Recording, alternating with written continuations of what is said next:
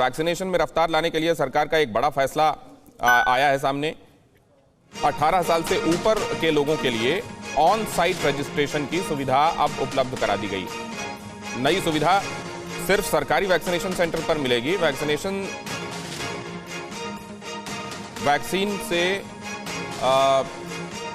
Vaccine बचने के बाद ऑन साइट रजिस्ट्रेशन वालों को वैक्सीन मिलेगी। टीके की बर्बादी रोकने के लिए केंद्र सरकार ने फैसला लिया।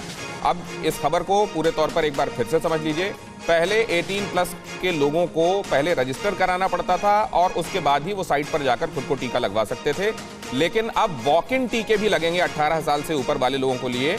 ऑन साइट रजिस्ट्रेशन हो जाएगा, लेकिन वो उस सूरत में होगा कि जो लोग रजिस्टर करा चुके हैं उसके बाद वैक्सीन जो बची हुई होगी इनको दिया जाएगा ताकि वेस्टेज ना हो। कुमार कुंदन हमारे संवाददाता इस बारे में और ज्यादा जानकारी दे रहे हैं। वैसे ये अच्छी पहल है कुमार। बिल्कुल दिनेश, देर से उठाया गया कदम है, मुझे ऐसा लगता है, क्योंकि बहुत सारे राज्यों में काफी वैक्सीन बर्बाद हो चुका है।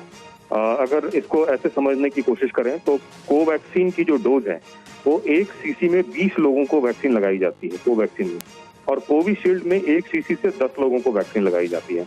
अब इसको ऐसे भी समझिए कि शाम के 4 बजे जो वैक्सीनेशन का टाइम है 9 बजे से 5 बजे तक, शाम के 4 बजे अगर कोवैक्सीन की कोई शीशी खुली और उसमें 10 ही लोग आ पाए तो पता चला कि 10 लोगों का तो वैक्सीन बर्बाद हो जाएगा, क्योंकि उनके पास कोई रजिस्ट्रेशन नहीं है, कोई कुछ नहीं होगा। पहली चीज तो ये। दूसरी चीज ये कि वैक्सीन जो कोई भी शीशी खुलती है तो 4 घंटे तक ही मतलब दवाई ठीक रहती है। 4 बजे के बाद वो वैक्सीन खराब हो जाती है। 4 घंटे के बाद वो वैक्सीन खराब हो जाती है।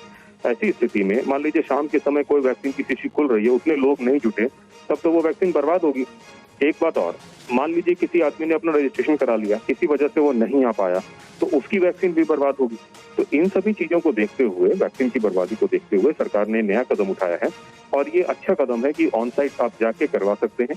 अब जो समय है उस समय तक अगर कोई नहीं पहुंचा, उनको लग रहा है कि वैक्सीन बर्बाद हो रही है, तो चलो उनको दे दिया जाए। ये इससे कम से कम वैक्सीन की बर्बादी रोकी जा सकती है, क्योंकि वैक्सीन आज की तारीख में संजीवनी से कम नहीं है। दिनेश, लेकिन फिर इसमें ये बात भी होगी कुमार, और बहुत संक्षिप्त जवाब रखिएगा, कि जो लोग पहुंचेंगे ये भी मुमकिन है कि जिन्होंने रजिस्टर कराया हो खुद को वो पूरे पहुंचे और कुछ वैक्सीन ना बचे, तो फिर उनको वहां पहुंचकर लौटना पड़ेगा। देखिए, जिन लोगों ने अपना रजिस्ट्रेशन करा रखा है वो तो नहीं लौटेंगे। वो अगर पहुंच गए तो उनका तो वैक्सीनेशन लगेगा ही लगेगा, क्योंकि जितने लोग रजिस्टर्ड होते हैं उससे ज्यादा ही वैक्सीन किसी भी सेंटर पे पहुंचाई जाती है। पहली बार मतलब वो ज्यादा का मतलब ये नहीं है कि 50-25, मतलब 2, 4, 5 डोज जो है ज्यादा ही दी जाती है। लेकिन ये जरूर तय है कि ऑन साइट पे अगर आप जाते हैं तो जरूरी नहीं है कि जितने लोग पहुंचे उन लोग का हो ही जाए। वो तो फर्स्ट वाली बात होगी।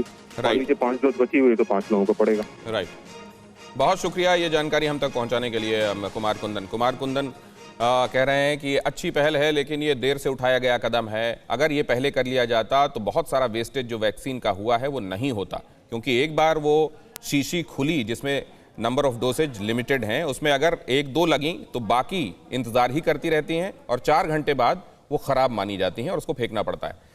परवाह देश की, सोमवार से शुक्रवार रात 10 बजे TV9 भारतवर्ष पर।